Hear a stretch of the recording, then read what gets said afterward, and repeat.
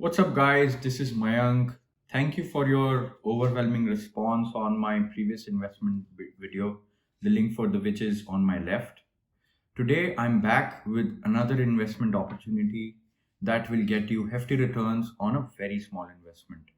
सो आज का टॉपिक जो मैंने रखा है वो चूज करके रखा है अफोर्डेबल हाउसिंग, क्योंकि ये एक बहुत सेफ इन्वेस्टमेंट है. This is a no brainer investment.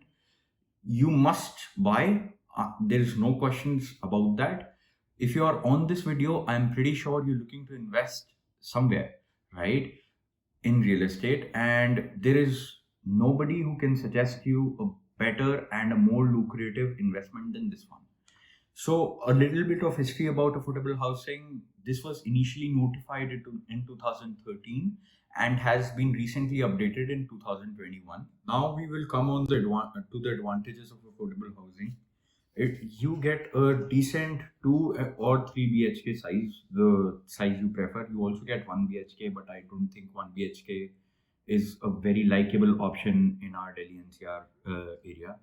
So ये एडवांटेज कैसे है कि 645 स्क्वायर फीट में, या आप लगा लो 600 आपका carpet area inside the house and 100 square yard की अगर आपको बालकनी मिल जाती है, so it's a pretty decent size. Now आपको बहुत लोग बोलेंगे अरे इतने छोटे घर में क्या होगा, इतने छोटे घर में क्या होगा, कुछ नहीं होगा. मैं दिल्ली में रहता हूँ. मेरे घर के डायमेंशंस जो हैं एग्जैक्टली मेरे अफोर्डेबल हाउसिंग के बराबर है जो मैंने 2018 में लिया था. So it's not a small house, it's a very good house for at least a starter house or a starter investment for someone. You are charged on the carpet area and not charged for the common areas, staircase, lift, and even the walls. So if you go and find out the difference between carpet area, super built up area, and super area, you will realize that 1,000 or 1,100 square feet house is actually super area. And when you get the carpet area, it's almost 600-700 square feet, which is equivalent to the size of this house. तो ये कोई छोटा घर नहीं है. आप अगर किसी बड़े बिल्डर, मतलब बड़े एज इन लग्जरी प्रोजेक्ट में अगर आप 1,000-1,100 स्क्वायर फीट का घर लेते हैं तो आपके उसके जो रूम साइजेस हैं वो इतने ही होते हैं. तो ऐसा घबराने की बात नहीं है कि ये घर छोटे रहेंगे.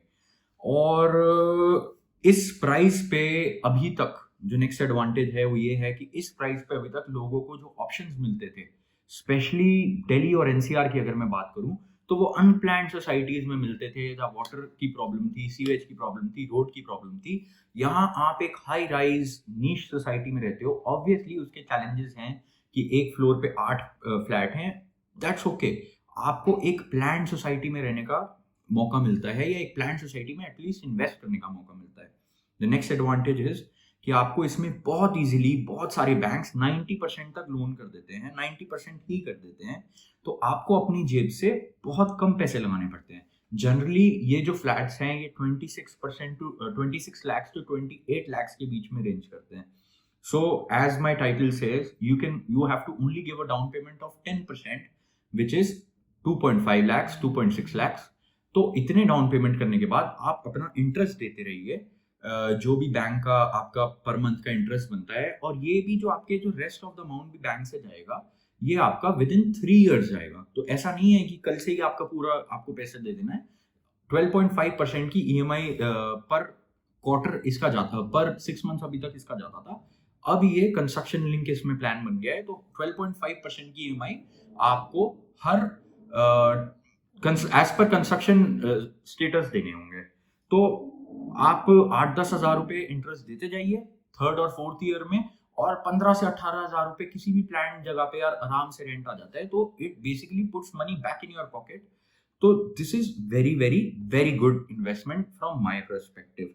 बाकी इसमें एक बहुत बड़ा एडवांटेज है that it has 5 years of maintenance free. Maintenance free में छोटे मोटे चार्जेस तो लगते ही होंगे, बट एक बहुत हेफ्टी चार्जेस होते हैं हाई राइजेस के, जो गवर्नमेंट की स्कीम है. तो 5 साल तक ये फ्री रहती है. Now next very important topic is कि क्या देखा गया है दिल्ली एनसीआर की मार्केट में कि बिल्डर्स बाय लॉ से डेविएशन करते हैं.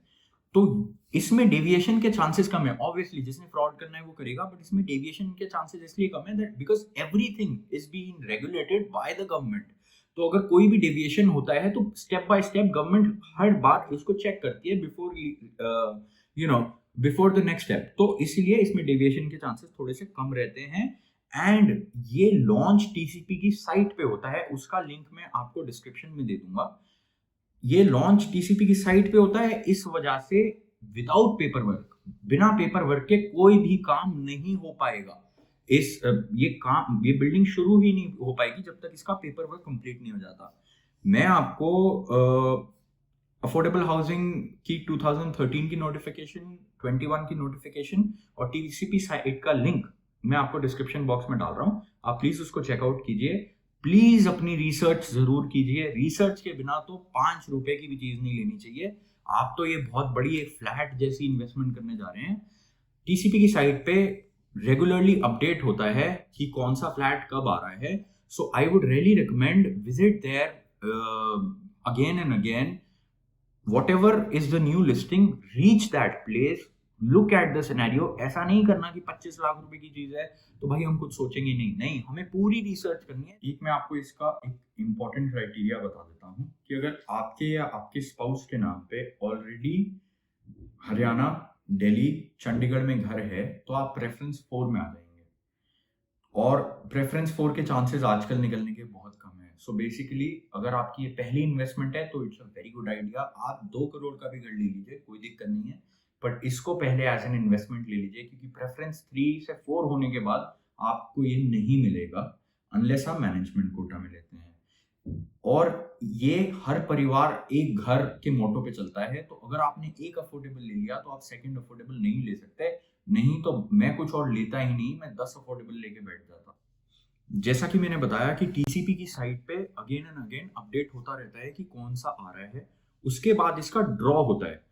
तो आप एक चीज, मेरी सजेशन हमेशा ये रहती है कि फ्लैट हमेशा बहुत सोच समझ के लेना चाहिए।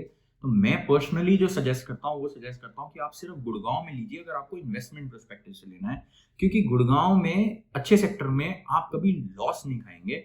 चाहे वो अगर आपको फ्लैट कई बार यार रखना भी पड़ जाता है, मार्केट गिर जाती है, कुछ हो जाता है, अगर आप 10 साल भी उस फ्लैट को रख लेंगे आप लॉस नहीं खाएंगे, आप अच्छा खासा उस पर रेंटल का लेंगे।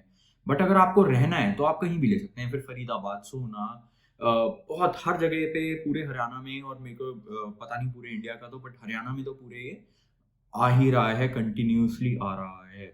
नाउ एक चीज हमें ये जरूर ध्यान रखनी पड़ेगी कि ये कोई शॉर्ट टर्म गेम नहीं है, क्योंकि इसमें 5 इयर्स का लॉक इन पीरियड है। आपको लोग बोलेंगे कि आप इसको इलीगल तरीके से बेच दीजिए, मैं आपको कभी सजेस्ट नहीं करूंगा। इसमें आपका 5 साल आप इसको रखो, अगर आपको नहीं भी समझ आता बाद में तो आपकी आज आप 25-26 लाख रुपए स्टेजेस में देंगे, आप इसको 50 लाख का आराम से निकाल देंगे। Please please please renowned builders पे ही जाइए। आप ये मत सोचिए कि ये मेरे को बेटर कुछ दे देगा, बट आप अपनी पूरी रिसर्च करके ही लीजिए। एक इसमें डिसएडवांटेज ये है कि अभी तक इसमें कार पार्किंग फिक्स नहीं है, सबके लिए 2 व्हीलर पार्किंग मिलती है। बट यार आज मैं दिल्ली के घर में रह रहा हूँ, मेरे पास भी कोई फिक्स पार्किंग नहीं है, तो हम जैसे आज मैनेज कर रहे हैं वो वैसे सोसाइटी में मैनेज कर देंगे, सोसाइटी के अंदर लग जाती है। अभी 2021 की नोटिफिकेशन है, गवर्नमेंट 2021 की नोटिफिकेशन में गवर्नमेंट ने बोला है कि हम इसमें आप कार पार्किंग दे सकते हैं, बिल्डर दे सकता है for an additional charge of 5%। But point ये है वो बहुत ज्यादा कार पार्किंग निकाल ही नहीं पाएगा, क्योंकि फ्री स्पेसेस नहीं होते, क्योंकि सोसाइटी तो ऑब्वियसली छोटी ही है। बाकी इसका ड्रॉ का मैं आपको थोड़ा सा और बता देता हूँ लास्ट पॉइंट, कि आपको पहले अप्लाई करना पड़ेगा 5% एप्लीकेशन फी के साथ, उसके बाद ड्रॉ होगा कंपनी का। अगर आपको अलॉटमेंट हो जाती है तो आपको नेक्स्ट 20% देने होंगे, और अगर आपकी अलॉटमेंट नहीं होती तो वो आपके पैसे ऑटोमेटिकली आपके बैंक अकाउंट में वापस आ जाते हैं। आपको कुछ ब्रोकर्स बोलेंगे कि वो आपका निकलवा देंगे। इसमें 5% एमक्यू है, जो आप बेशक बेझिझक अगर आपका एमक्यू का फॉर्म वो भर रहे हैं तो ही भरना। अगर आपको वो ऐसे बोले कि नहीं नहीं सर हमारा जुगाड़ है हम निकलवा देंगे, तो मत भरना। मैं सारे ड्रामे जिंदगी में ये करके देख चुका हूँ, कोई कुछ नहीं होता। अब मैं आपको थोड़े अपकमिंग प्रोजेक्ट्स के बारे में भी बता देता हूँ। प्लीज अंडरस्टैंड कीजिए, मेरा इसमें कोई पर्सनल इंटरेस्ट नहीं है, मैं डीलर नहीं हूँ, this is just my area of interest and I thought that I will share my knowledge, जो मैं घूम घूम के इकट्ठी करता हूँ ऑन वन प्लेटफॉर्म, ताकि people like you and me can benefit from that. So this is not a sponsored video. अभी 2 अपकमिंग प्रोजेक्ट्स हैं, सिग्नेचर ग्लोबल का अमायरा राइस मिल्स। मैं प्रोजेक्ट की साइट देख के आया हूँ। अनफॉर्चुनेटली मैंने वहाँ पिक्चर क्लिक नहीं करी, but it is very good, बहुत अच्छा है। मेरा उस विसिनिटी में ऑलरेडी एक फ्लैट है and I know about the area, बहुत अच्छी चीज़ है। बट आप अपनी रिसर्च इंडिविजुअली करके देखिए। एमआरजी में 90 सेक्टर में, नाम नहीं पता मेरे को उसका, एक एक्सटेंशन आ रहा है उनके एक एग्जिस्टिंग प्रोजेक्ट का। मेरी उस पर कोई रिसर्च नहीं है। जब लॉन्च होगा तो मैं भी अपने किसी फ्रेंड के लिए देखने जाऊंगा, क्योंकि मैं तो ले नहीं सकता एज इट इज़, क्योंकि मेरे पास मैं ऑलरेडी ले चुका हूँ। एंड जब मैं जाऊंगा तो मैं आपसे इंफॉर्मेशन शेयर कर दूंगा। Please like and share this video if you liked it, and subscribe to my channel and press the bell icon for motivation.